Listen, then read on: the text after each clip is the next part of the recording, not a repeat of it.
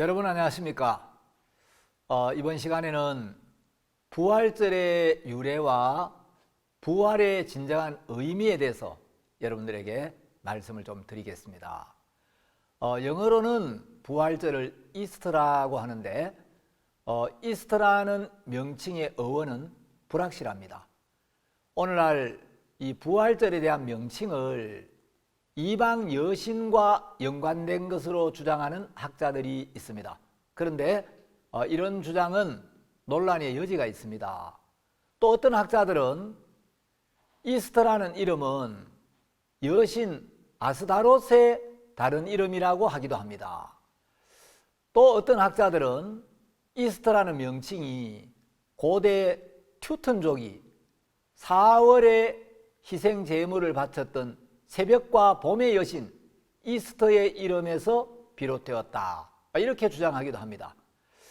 이에 대한 근거로 8세기 영국 교회 역사가이자 수도사였던 베다 베네라빌리스가 쓴 시간 계산에 대해라는 책에 언급된 내용을 거론합니다.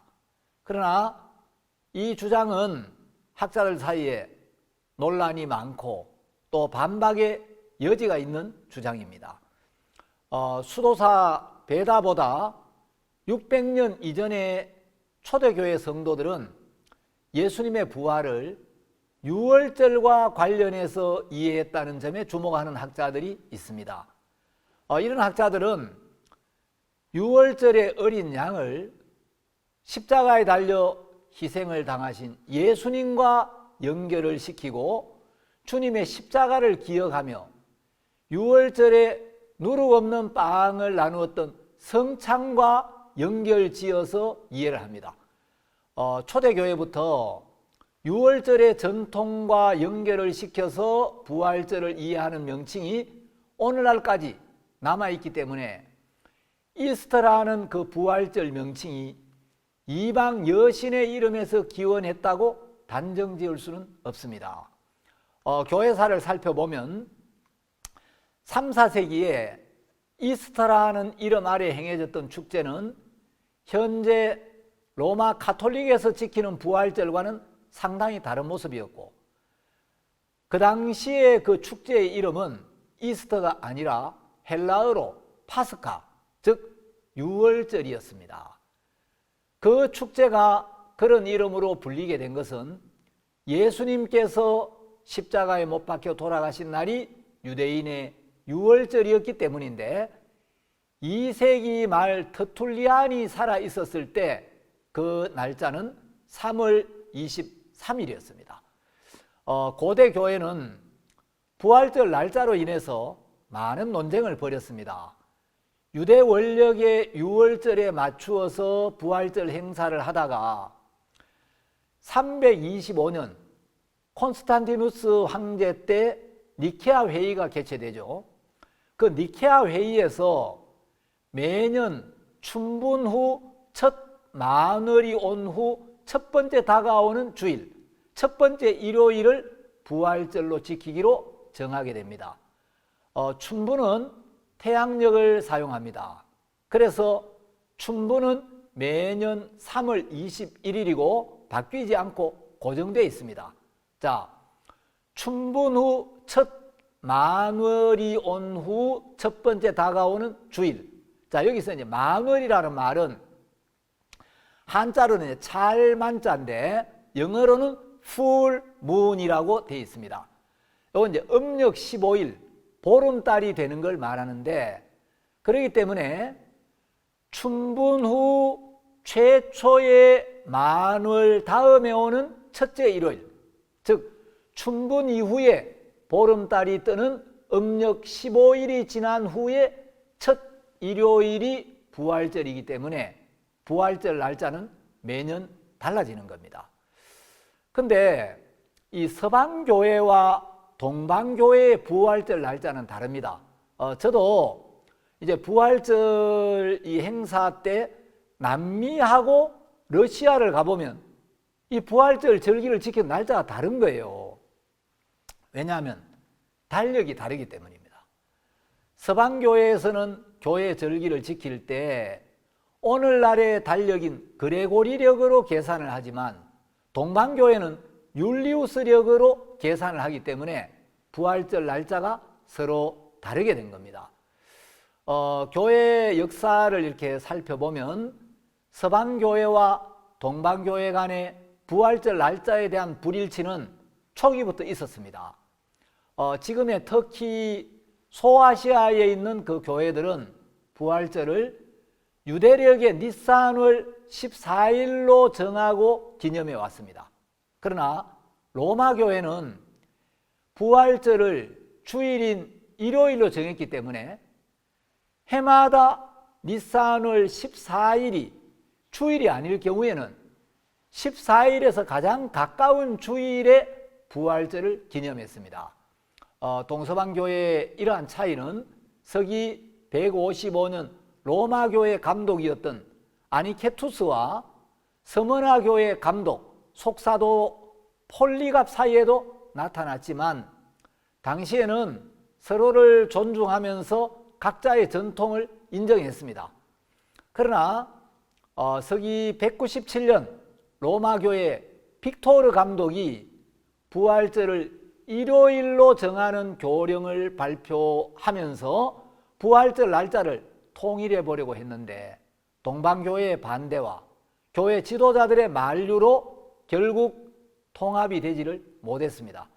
그러다가 이제 서기 325년 니케아 공의회 때 로마 제국의 황제 콘스탄티누스가 부활절 날짜를 유대인의 역법을 버리고 충분히 지난 보름달 이후에 첫 일요일로 정하게 합니다.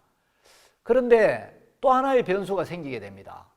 1582년 교황 그레고리우스 13세가 기존의 율리우스력이 아닌 새로운 역법을 만들고 부활절을 계산해가지고 기념하기 시작한 겁니다.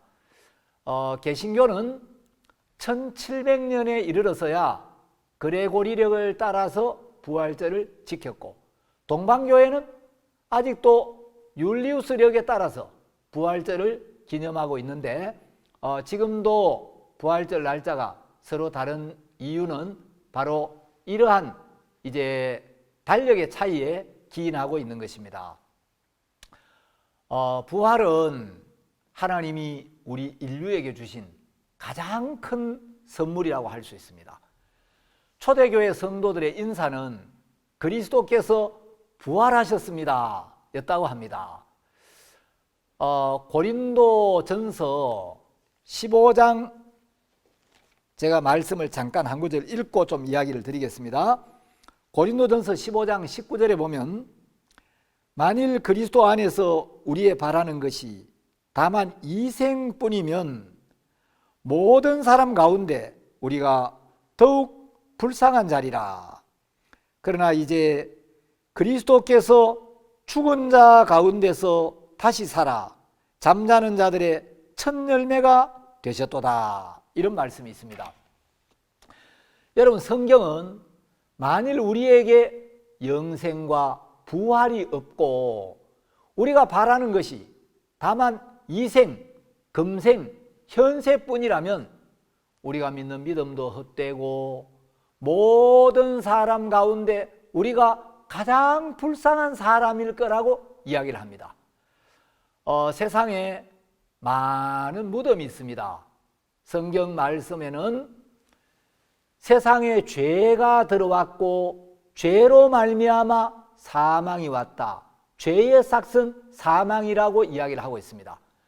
자, 이제 우리 조상 아담을 통하여 모든 사람 마음 안에 죄가 들어왔기 때문에 모든 사람에게 사망이 이르렀고, 그래서 남녀노소 모든 사람에게 사망이 오게 된 겁니다. 똑똑해도 죽어야 하고, 예뻐도 죽어야 하고, 잘나도 죽어야 하고, 능력 있어도 죽어야 하고, 인간적으로 선해도 그 마음에 죄가 들어왔기 때문에 모든 사람에게 사망이 오게 되었고, 사망을 피할 수 있는, 사망을 이길 수 있는 사람은 아무도 없는 것입니다. 그래서 사람은 태어나서 자라고 늙고 병들고 반드시 한번 죽게 되어 있는데, 수많은 사람이 죽어갔고 지금 세상에는 많은 사람들의 무덤이 있죠.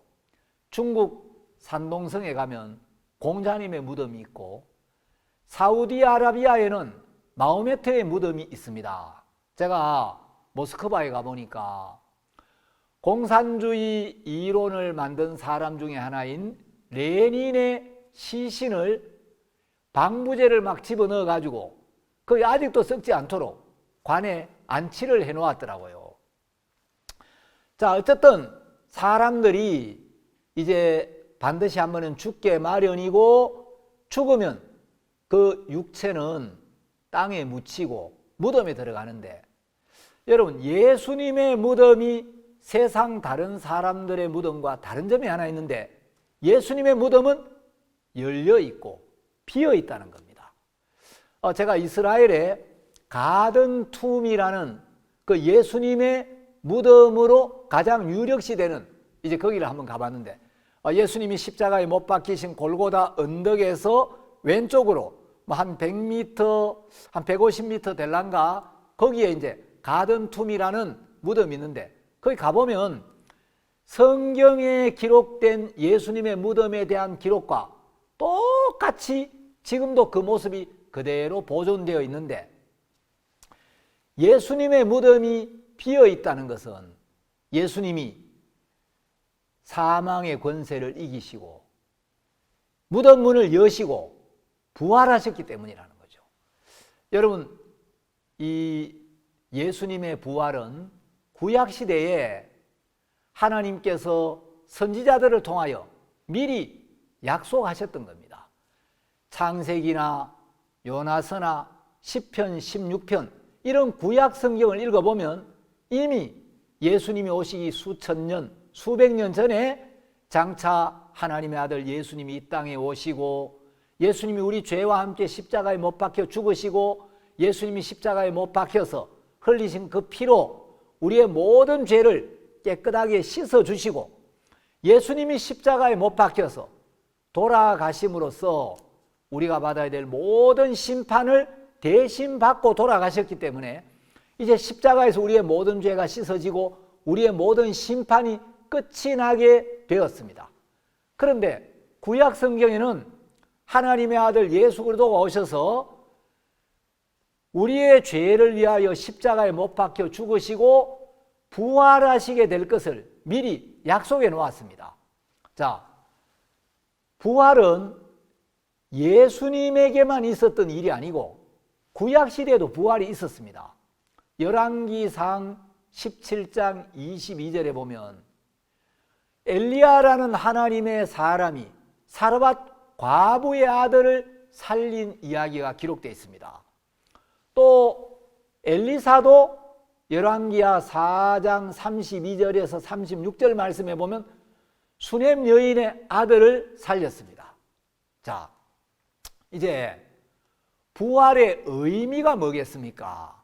여러분, 예수님이 부활하셨다는 사실도 참 중요한데 이 부활의 의미를 아는 게 더 중요합니다. 많은 사람들이 예수님이 세상에 오셔서 십자가에 못 박혀 죽으시고 무덤에 들어가셨다가 사흘 만에 부활하셨다는 사실은 잘 알고 있습니다. 예수님이 부활하셨다는 사실을 믿는 사람은 굉장히 많습니다. 그러나 부활의 진정한 의미를 깨닫고 마음에 받아들인 사람들은 많지가 않습니다. 여러분, 자, 제가 이제 고린도전서 15장 17절을 잠깐 읽고 부활의 의미에 대해서 여러분들이 좀 말씀을 드리겠습니다. 자, 고린도전서 15장 16절 17절을 제가 읽겠습니다. 만일 죽은 자가 다시 사는 것이 없으면 그리스도도 다시 사신 것이 없었을 터이요. 그리스도께서 다시 사신 것이 없으면 너희의 믿음도 헛되고 너희가 여전히 죄 가운데 있을 것이요. 자, 여기 고린도전서 15장 17절은 그리스도께서 다시 사신 것이 없으면 예수님이 부활하시지 않았다면 첫 번째, 너희의 믿음도 헛되고, 예수님이 부활하시지 않았다면 예수님의 부활을 믿는 우리의 믿음 자체가 헛믿음이라는 거죠. 믿기는 믿는데 그 믿음의 대상, 믿음의 내용이 헛거니까 헛된 걸 믿는다. 예수님이 부활하시지 않았다면 너희의 믿음이 헛되고, 두 번째, 너희가 여전히 죄 가운데 있을 것이요, 예수님이 부활하시지 않았다면 너희는 여전히 죄 가운데 있을 것이다. 자, 이 말을 바꾸어 말하면 그리스도께서 부활하셨다면 너희의 믿음이 헛되지 않고, 그리스도께서 다시 사셨다면 예수님의 부활을 믿는 너희의 믿음이 참되다. 두 번째, 그리스도께서 다시 사셨다면 너희는 더 이상 죄 가운데 있을 수 없다. 왜? 그리스도의 부활이 없었다면 너희는 여전히 죄 가운데 있겠지만, 그리스도께서 부활하셨다면 너희는 더 이상 죄 가운데 있을 수가 없다. 그 말씀이라는 거예요. 여러분, 예수님이 부활하셨다는 것은, 자, 부활이 뭡니까? 한자로 다시 부살활이죠. 다시 사셨다는 거예요.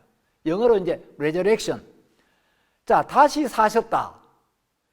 여러분, 예수님이 부활하셨다는 것은 사망의 권세를 깨트리고 사망을 이기고 승리하셨다는 겁니다.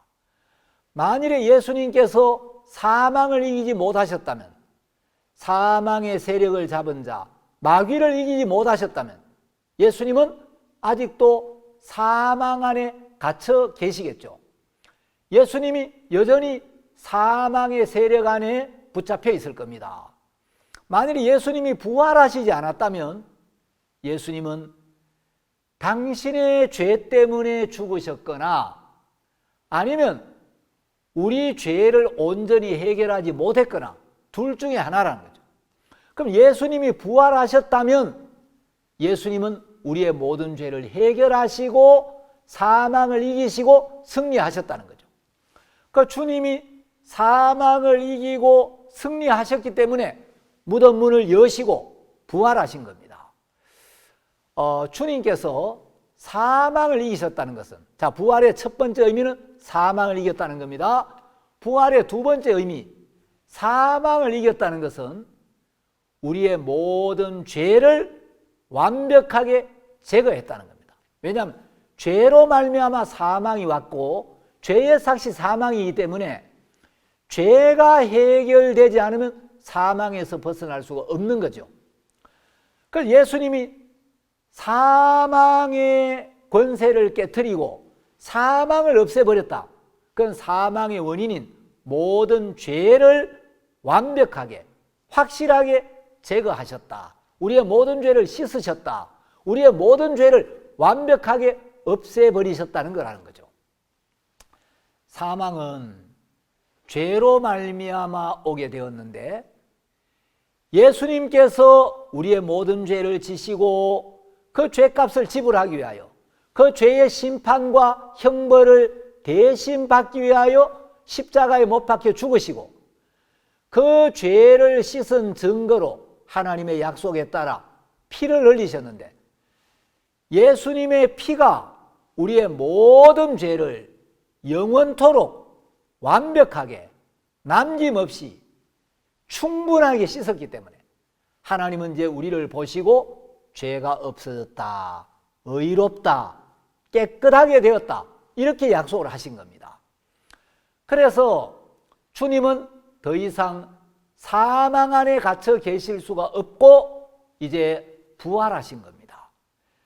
여러분, 만일에 예수님이 우리의 모든 죄를 완벽하게 해결하지 못했다면, 우리의 죄값을 다 지불하지 못하셨다면 그 죄값을 다 지불할 때까지 예수님은 사망의 세계 안에 무덤에 갇혀 계셔야 할 겁니다.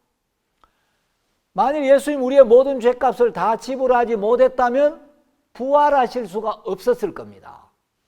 그런데 주님이 부활하지 못하셨다면 아까도 말씀드린 것처럼 주님은 당신 자신의 죄 때문에 죽으셨거나 아니면 아직도 우리의 죄값을 다 치르지 못했기 때문이겠죠.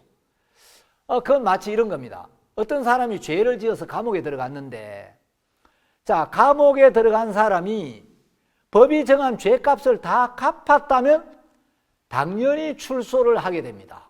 죄값을 다 갚았는데 출소를 시켜주지 않고 계속 감옥에 가두어 두면 그것도 범법이 되는 거예요. 죄값 다 치른 사람을 출소를 시키지 않고 계속 가두어 놓으면 그 법을 어기는 거예요. 자, 그런데 예수님이 부활하셨다는 건 출소와 같은 의미라는 거죠. 자, 어떤 사람이 죄를 짓고 감옥에 들어갔는데 그 죄값을 다 갚기 전에는, 법이 정한 죄의 벌을 완벽하게 받기 전에는 절대 출소가 안 됩니다.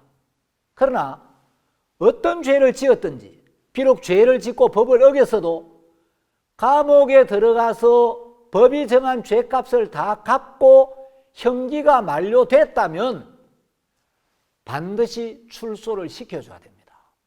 여러분, 출소했다는 것은 복역이 끝났다, 죄의 벌을 다 받았다, 그 죄가 해결되고 그 죄에서 해방이 되었다, 이제 그 죄에서 벗어났다는 거죠. 그래서 이사야 40장에 보면 이런 말씀이 있습니다. 이사야 40장 1절, 너희 하나님이 가라사대 너희는 위로하라, 내 백성을 위로하라.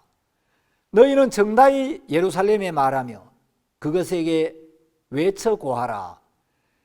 그 복역의 때가 끝났고 그 죄악의 사함을 입었느니라. 그 모든 죄를 인하여 여호와의 손에서 배나 받았느니라 할지니라. 자, 여기 하나님은 그 복역의 때가 끝났고 그 죄악의 사함을 입었느니라. 그 모든 죄를 인하여 여호와의 손에서 배나 받았느니라.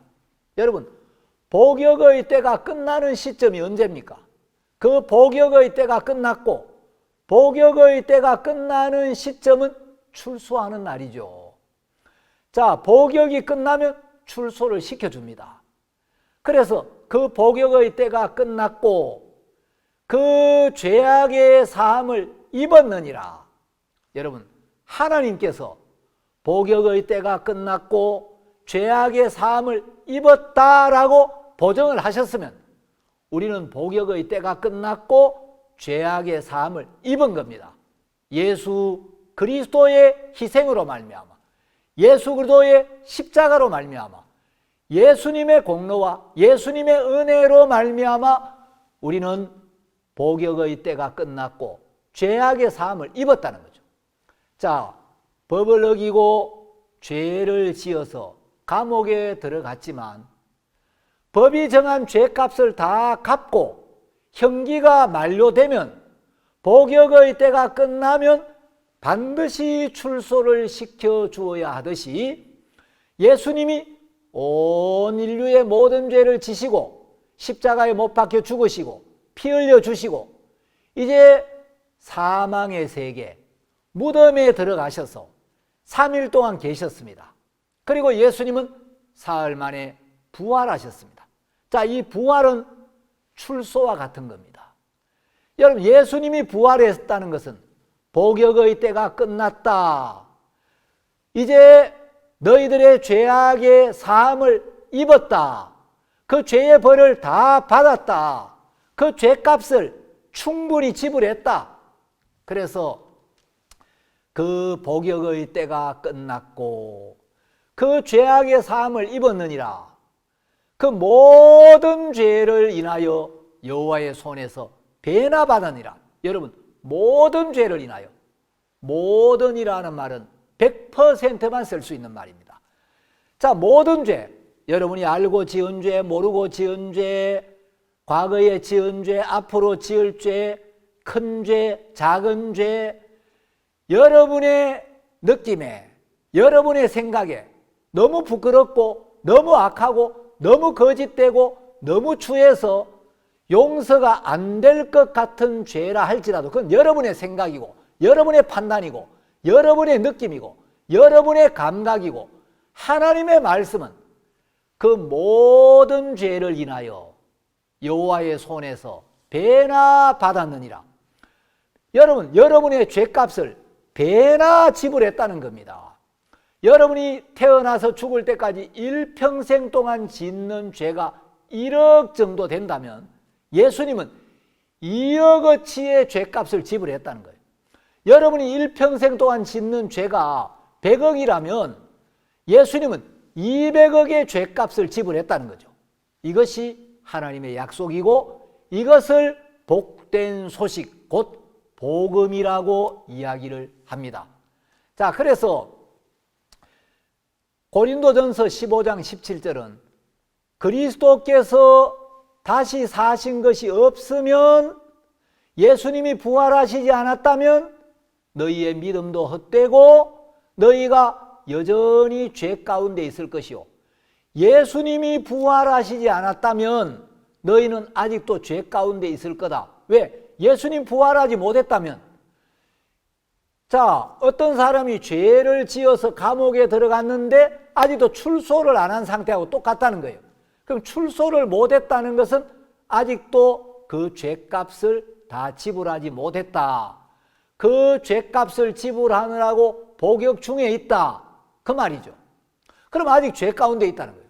근데 출소를 했다면, 복역의 때가 끝났다면 이제 그 죄에서 완전히 벗어나고 형벌에서, 법에서, 심판에서 이 사람은 자유케 되는 거죠.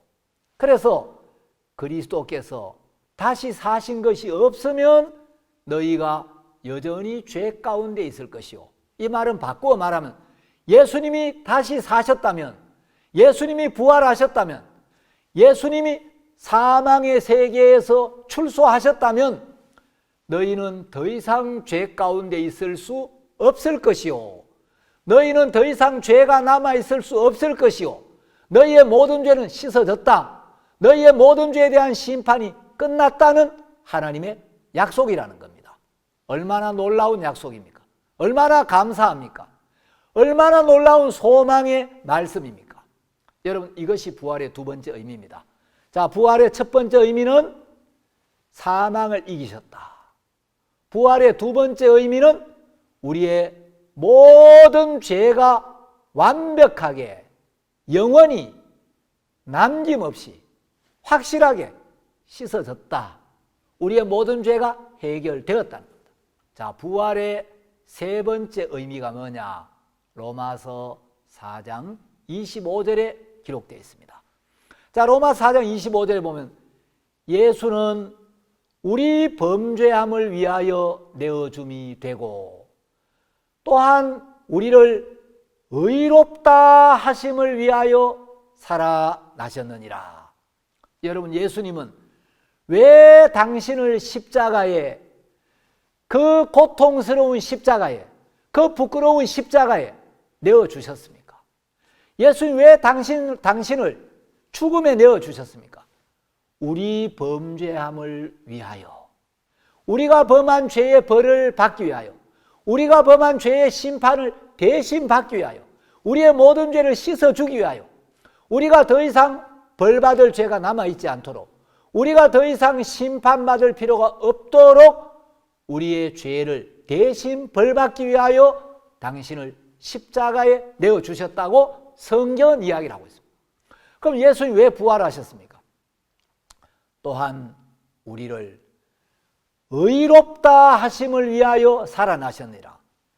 예수님의 부활의 세 번째 의미는 우리를 의롭다고 하기 위함이라는 거죠. 의롭다는 건 깨끗하다, 죄가 없어졌다, 정결해졌다, 의롭게 되었다.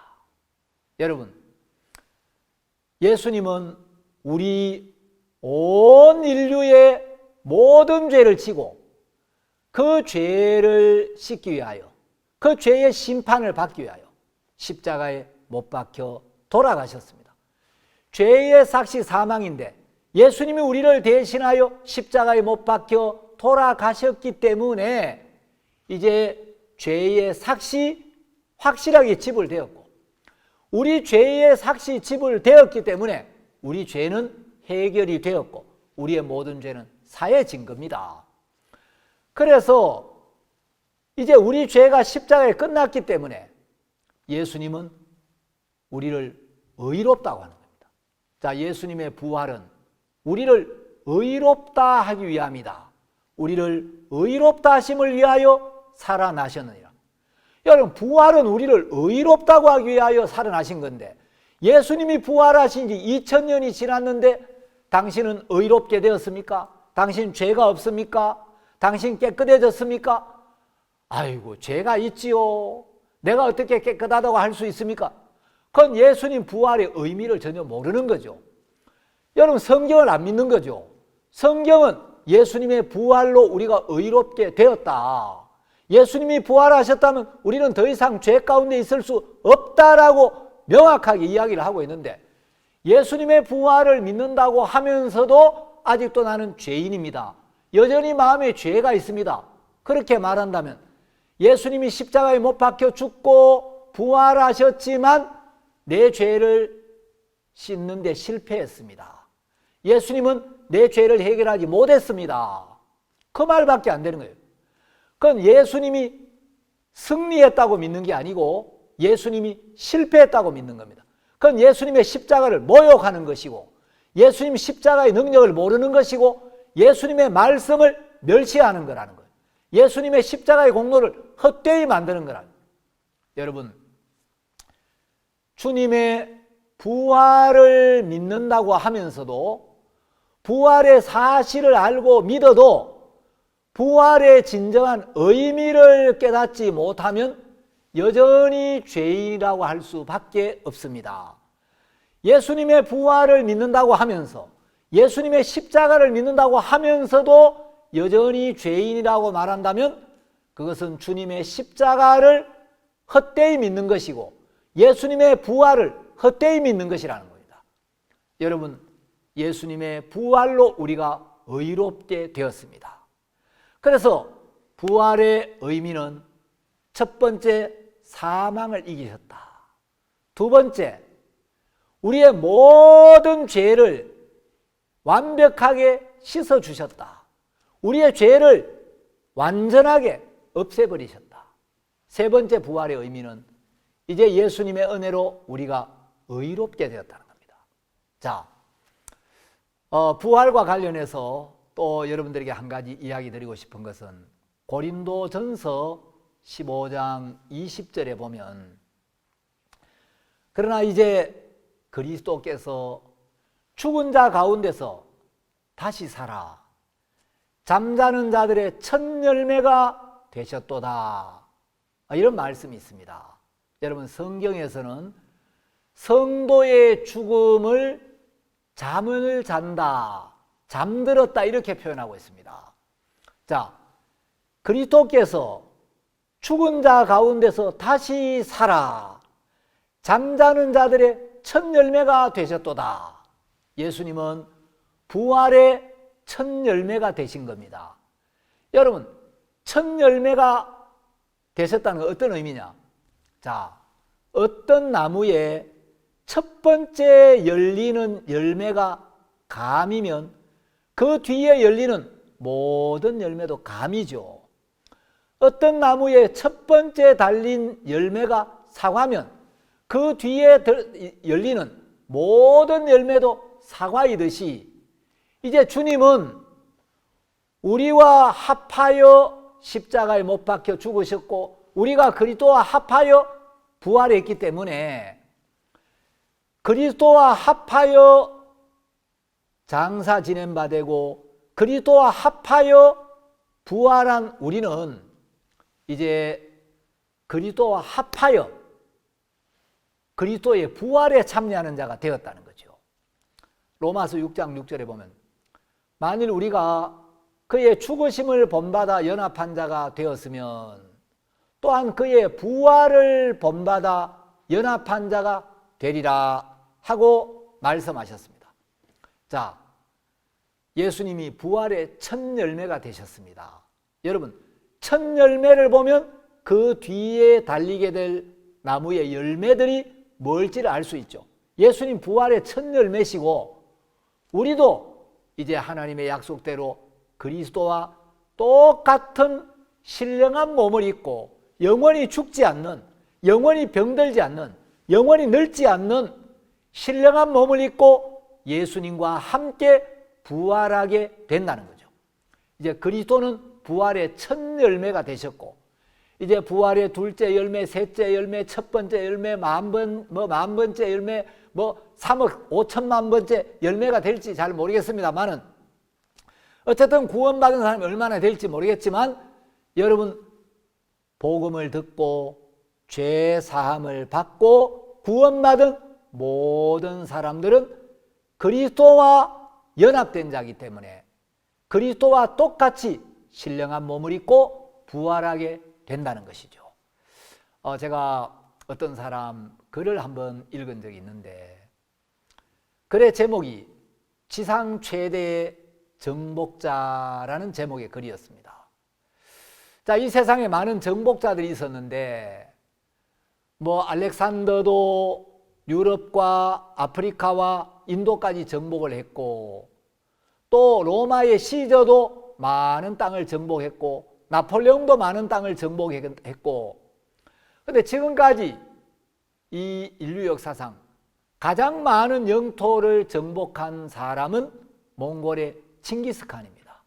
그런데 그 몽골의 칭기스칸이나 그리스의 알렉산더 대왕보다도 훨씬 더 강력한 정복자가 있는데 그 지상 최대의 정복자가 사망이라는 거죠. 여러분, 이 사망이라는 정복자는 알렉산더도 정복했고 진시황도 정복했고 칭기스칸도 정복했고 똑똑한 사람, 지혜로운 사람, 잘난 사람, 착한 사람, 예쁜 사람, 천진난만한 사람, 죄를 많이 지은 사람, 하여튼 사망은 모든 인간을 삼켰습니다. 왜 사망이 모든 사람을 삼켰겠습니까? 모든 사람 안에 죄가 들어갔기 때문에. 그래서 지상 최대의 정복자가 사망이라는 거예요. 제가 복음을 듣고 구원을 받고 난 뒤에 지상 최대의 정복자가 사망이라는 그 글을 읽었을 때 굉장히 공감이 됐는데 이거 아니다. 여러분, 지상 최대의 정복자가 사망이 아니라 그 사망의 권세를 깨뜨리고 사망을 이기고 승리하신 분이 예수님인데 지상 최대의 정복자는 사망을 이기고 승리하신 우리 주 예수 그리스도다. 지상 최대의 정복자가 만왕의 왕이신 예수님이구나. 여러분, 예수님은 사망을 이기고 승리하셨습니다. 그래서 우리에게 부활의 소망을 주시고 영생을 주시고 우리를 의롭게 하시고 이제 우리가 주님과 동행하다가 이 세상을 떠날 때 하나님이 약속하신 영원한 천국에 가서 거기 눈물도 없고 슬픔도 없고 질병도 없고 고통도 없고 어둠도 없고 죄악도 없고 영원히 끊어지지 않는 기쁨과 감사와 행복만 있는 그 나라에서 주와 더불어 영원히 살 소망을 우리에게 주신 주님을 생각하면 얼마나 감사한지 모르는 것입니다.